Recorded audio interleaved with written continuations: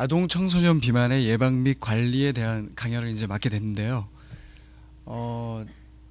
아동 청소년 하면 초등학교, 중학교, 고등학교 해서 상당히 범위가 광범위 해가지고 제가 좀 난감했었는데, 일단 성장기에 있는 그 비만 아이들을 제가 어떻게 예방을 하고 관리할 것인지에 대한 전제를 좀 하고, 그리고 예방이라는 거는 곧 관리이며 관리가 잘 되면 곧 예방이 되겠죠. 그래서 아마 내용들이 조금 계속 반복이 되면서 똑같은 말을 또 할 수가 있거든요. 제가 그래서 그런 부분 좀 이해해 주시면서 이제 강의를 시작하도록 하겠습니다. 한국청소년정책연구원이라는 데서 2009년도에 11,000여 명을 상대로 지금 조사를 한 요약본을 제가 준비를 했거든요. 근데 불행히도 제주도를 제외를 했더라고요, 그때. 예, 제주도는 제외됐지만 대략 실태가 어떤지를 한번 설명을 드리겠습니다. 공교롭게도 남학생의 비만이 여학생의 비만율보다 높습니다. 그리고 밑에 이 그래프를 보시면 학년이 올라갈수록 그래프가 증가되는 걸 볼 수가 있죠. 그래서 초등학교 때, 중학교 제일 한창 그 미모에 관심을 가질 요 시기 지나서 스트레스를 받으면서 아마 증가한 걸로 저는 그렇게 보고 있습니다. 결론적으로는 뭐냐면 본인이 실제 모습보다 정상인 아이들도 보시면 남자아이들도 자기가 보통 살쪘거나 매우 살쪘다고 생각을 하거든요. 그러니까 이런 부분들 때문에 그 실제 비만율이 남학생이 10.6%, 여학생이 4.9%임에도 불구하고 본인이 과체중 또는 비만이라고 생각하는 그 조사가 36.6%, 그리고 여학생은 오히려 44.4%로 더 높았습니다. 아마도 그 루키즘이라고 하는 외모 지상주의에 의해서 연예인들의 어떤 영향을 받고 그런 그 몸매라든지 그 외모에 대한 그 부분들이 많은 것 같아요. 그래서 이런 왜곡된 인식률이 좀 심각하다. 그걸 좀 짚어봤으면 했습니다. 되게 특이하죠. 수면이 많으면 오히려 활동이 적고 비만율이 높아질 거라고 생각을 하실 수는 있는데요. 이 수면, 나중에 이제 계속 수면과 어떤 관계를 제가 설명을 드리겠지만, 실질적으로 초등학생에 있어서 이렇게 수면율이 떨어지면 비만율이 높아지는 이런 결과가 나왔습니다. 근데 반대로 한참 공부를 해야 될 아이인 이 고등학생의 경우에는 오히려 수면 기간이 길수록 비만율이 높아지는 이 상황을 이제 볼 수 있습니다. 그래서 그 아이들의 경우에는 이 비만 관리에 있어서 제가 식이 습관과 그리고 수면 관리, 그리고 운동, 활동량에 대한 부분을 말씀을 드리겠지만, 이 수면에 대한 부분이 성장과 성조숙증 그리고 소아 비만에 미치는 영향이 상당히 큰 것으로 저는 이제 파악을 하고, 치료에 있어서도 상당히 중요성이 대두되거든요. 그래서 이런 데이터가 지금 조사가 되었습니다.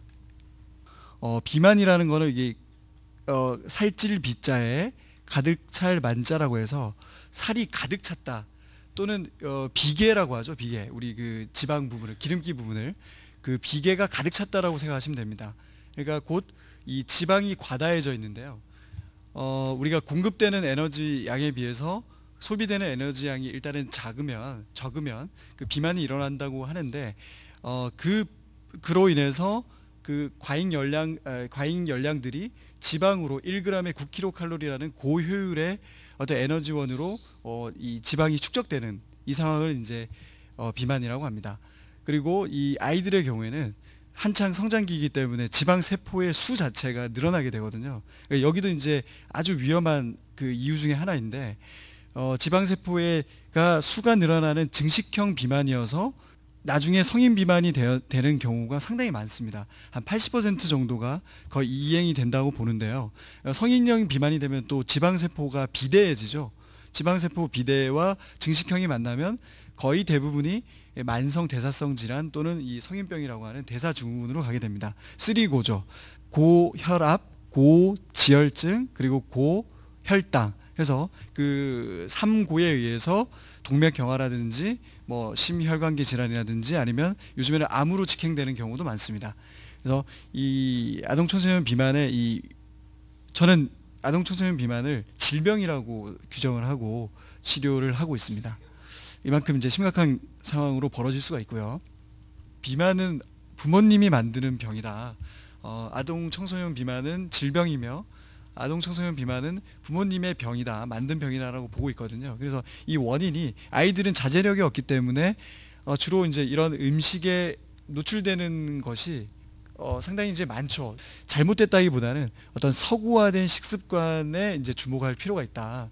그래서 육류의 어떤 섭취, 실제 육류의 섭취는 저희 그 이빨이 우리가 위아래 28개인데 송곳니가 하나지 않습니까? 그리고 이쪽에 한쪽을 봤을 때 7개 중에서 하나다. 즉 육식을 해야 되는 그 인간은 거의 한 15% 정도만이 필요하다고 보는 거거든요.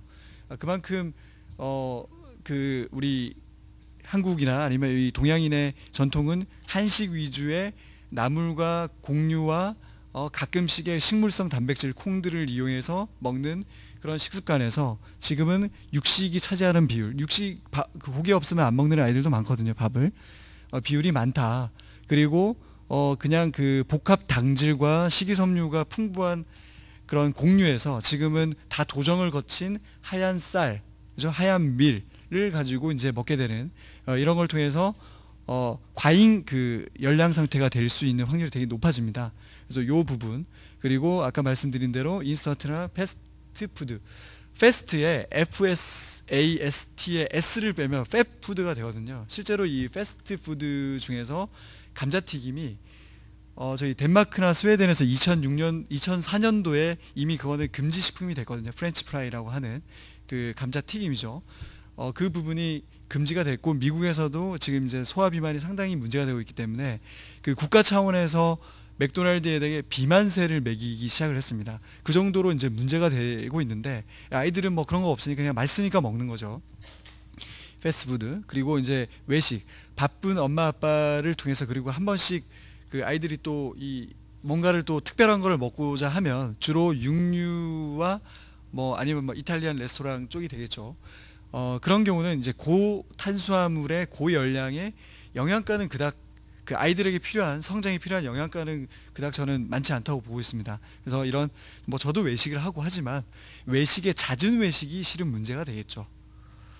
그리고 이제 고탄수화물, 지방과 탄수화물과 단백질을 봤을 때 체지방을 줄이기 위해서는 오히려 그 단백질의 섭취를 늘려야 되거든요. 그래서 이 탄수화물이 항상 문제가 된다. 밀가루 똥배라는 책이 나올 정도로 이 탄수화물에 문제가 많다. 그리고 그냥 탄수화물 중에서도 우리가 말한 현미라든지 뭐 조, 수수 등의 그냥 자연 곡물들은 특별히 문제가 없는데, 그 중에서 도정을 통해서 영양가, 미네랄, 칼슘 등을 다 빼버린 상태에서 미네랄, 비타민 등을 다 빼버린 상태에서 단지 그 우리 칼로리만 남아있는 그 상황에 대한 부분이 문제가 되거든요. 그래서 그걸 등을 또 가공을 하고, 이 가공식품에 대한 부분들이 이제 서구화된 식습관이 이제 문제가 된다. 그리고 여기 이제 말씀을 드렸지만 실제 중독까지라고는 보지 않더라도 상당히 요즘 아이들은 거의 중독에 가까운 집착을 보이게 되거든요. 그러니까 달고 맛있는, 특히 탄수화물에 있어서는 뭐 여기 안에 다 들어있죠. 이미 그 수입된 밀 안에 과자와 빵, 그리고 아이스크림의 유가공품 또는 뭐 저희 그 색소, 설탕이 상당히 들어가 있고, 그리고 음료수, 그 아스파탐이라는 상당히 그 제로콜라에 들어가는 화학 설탕이 있는데요. 그 하얗게 사탕수수에서 그냥 단맛을 가지고 온 설탕보다 오히려 그 화학적으로 만든 아스파탐이 더 문제를 일으킬 수 있습니다, 몸에서는. 그래서 이런 탄산음료에 대한 부분들이 이제 문제가 되죠.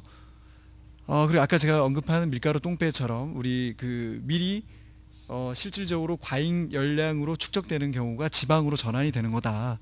고기를 많이 먹는다고, 살코기를 먹는다고 비만으로 이행되는 경우보다는 이런 경우가 더 많고요.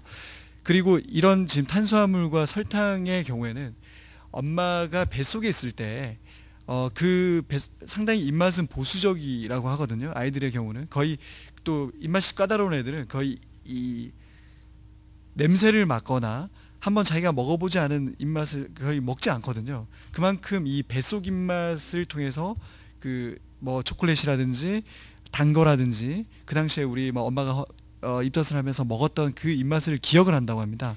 그래서 그 뱃속 입맛에 대한 부분들이 이런 탄수화물과 설탕 중독을 일으킬 수도 있다. 이렇게 이제 보여주고 있습니다. 제가 아동 청소년 화병이라는 얘기를 좀 썼는데, 이 화병은 자기가 어떻게 뭔가를 풀지 못하고 참고 견뎌서 어쩔 수 없이 생기는 마음속의 응어리라고 생각하시면 되거든요. 아이들은 자기가 스스로가 뭐 할 수 있는 부분이 없지 않습니까? 그래서 나중에 그 수능이라는 큰 관문을, 인생을 좌지우지할 수 있는 그런 대학이라는 관문을 통과하기 위해서 과도한 학습, 경쟁, 그리고 그로 인해서 저녁에 밥을 먹고 나서 계속 배가 안 고픔에도 불구하고, 그렇게 보임에도 불구하고 뭔가 먹는 걸 찾는다든지 하는 이런 폭식 성향. 그리고 진료실에서 보면 이게 이제 좀 어려운데요. 마음심의 담, 우리 간담 할 때 담자, 겁이 많다 이 말인데, 심장이 허하고 약하고 담이 겁이 많다. 이런 경우는 이제 섬세한 경우가 많거든요.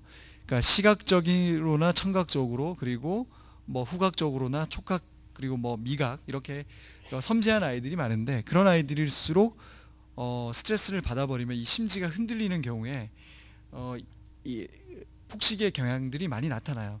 그리고 좀 통통한 아이인데 열이 많고, 그 뭔가 모르게 이게 이 먹는 게 컨트롤이 되지 않는 듯한 느낌이 든다면, 그 아이는 되게 심적으로 되게 약한 아이거든요. 열이고 눈물도 많고. 그런 아이들이, 착한 아이들이 보통 풀 때 그 먹는 걸로 풀어가는 성향이 있습니다.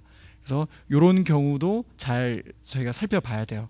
그러니까 원래 성향 자체가 열이고 스트레스에 취약한 아이가 진짜 스트레스를 받아서 세로토닌과 도파민의 어떤 저하, 이 행복 호르몬이라고 하죠. 세로토닌, 이시영 박사의 세로토닌 하라. 그 세로토닌이라든지 도파민, 실은 도파민은 행복 호르몬 또는 그 우리를 업시켜 줄 수 있다고 보지만, 요즘 그 학자들의 견해는 도파민이 중독 호르몬이다. 중독을, 어딕션을 만들어낼 수 있는 신경 전달 물질이라고 표현을 하거든요. 일단 요 두 개가 떨어지는 상황들이 실은 심리적인 우울감도 나타낼 수 있습니다. 그래서 이런 아이들이 좀 더 파고 보면 근본적으로 이런 마음의 아픔 또는 그런 이 심적인 억울됨을 가지고 있는 경우가 많거든요. 이런 경우가 아이들도 있지만 성인형 비만에서도 거의 기울형이라고 해서 상당히 많이 나타나고 있습니다. 저는 이유 중에서 이런 부분들을 초점을 맞추고 싶습니다. 그래서 제 전공이 또 신경과이고 하니까 뭐 IT 기기라고 해서 뭐 스마트폰이 이제 대표적인데, 신체 활동만을 저해하지가 않습니다. 일단은 결론적으로 말하자면 저희 그 하이키아리온 네트워크에서 이 스마트폰과 성조숙증과의 상관관계를 지금 한 2년 전부터 저희가 연구를 하고 있거든요. 그 정도로 이 스마트폰이 상당히 문제가 되죠. 첫 번째가 뭐냐면, 이 한 200만 하소, 300만 하소 정도의 이 광 자극을 계속 아이들이 봤을 때 이 후두부에 있는 이 시각적인 중추가 상당히 과민해지거든요.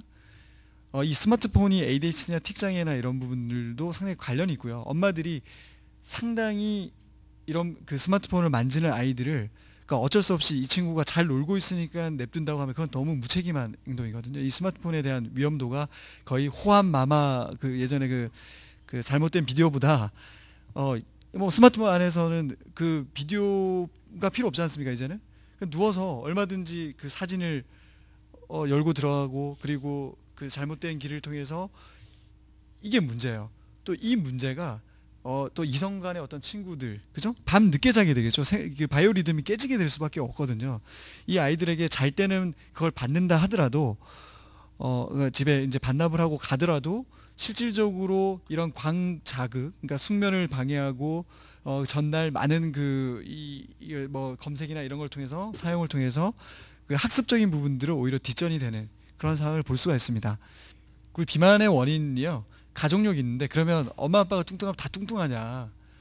저는 이 가족의 생활 습관, 먹고 생활하고 언제 주무시고 하는 이런 부분들에 더 초점을 맞추거든요. 그럼에도 불구하고 한쪽 부모님이 비만이었을 때는 40%의 유병률을 나타내더라. 그리고 양쪽 부모가 비만이었을 때는 80% 정도의 유병률을 나타내더라. 그러면 없었을 때는, 비만이 아닐 경우에도 한 10% 정도는 유병률이 있더라 라는 걸 봤을 때는 굳이 유전이지 않을 수도 있겠죠. 그죠? 환경적인 요인에 의해서 올 수도 있습니다.